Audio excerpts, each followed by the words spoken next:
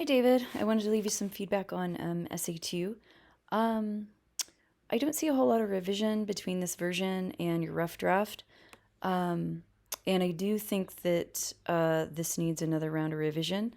There are multiple errors here, and I'll try to focus on what is the most important. First off, you need to make sure that you are formatting your submission in MLA correctly. There is a tutorial on how to do that located in the resources folder, which you can find in Course Home. In addition, you needed to include the image in an appendix that you are analyzing. That was part of the assignment. When you write paragraphs, it's expected that you indent them. When you write paragraphs in an essay, so you should be indenting your paragraphs. Um, I remember saying this on your last draft. The questions that you pose here are interesting, but there's not enough context for the reader to understand what you're talking about.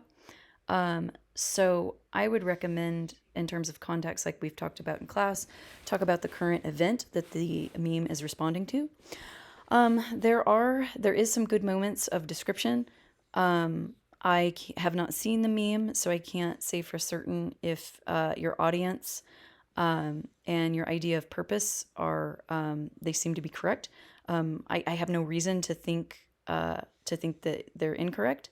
But these read like disconnected ideas, and I think the reason is because you don't have a clear thesis statement. So this is a thesis-driven paper, so you should have a thesis statement that indicates what visual techniques you are using to analyze your image. So I would recommend re-outlining this essay by focusing on a thesis statement, building key ideas that would support the thesis statement, and then from there building evidence.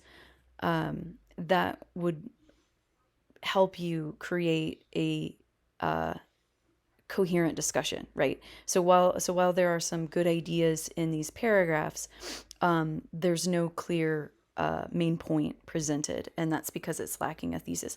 In addition, you begin repeating ideas right here and here that you've already mentioned instead of talking about new ideas and here again. You also need to do quite a bit of editing for spelling, contractions. You don't want to use contractions in professional writing. You want to spell these out, so such as I am. You also want to edit for possessive form. So this right here reads as if you're saying there's more than one reader, like plural, but you don't mean that. You're talking about one reader's eye. So you need to actually type reader apostrophe s because you're indicating it is the reader's eye. You're talking about possession, not more than one reader. I want to make a suggestion to you that I think would be helpful. I think that you should start working with the tutors at the Writing Center. There's actually a link right here in Blackboard to the Tutoring Center. They will work with you in any step that you are at during the writing process, meaning that they will look at drafts like this and give you feedback. They will help you generate ideas, and they will help you edit papers. Based on this submission and your rough draft and your first essay, I think that you would greatly benefit from working with the tutors at the Writing Center. You can schedule an appointment through this link right here.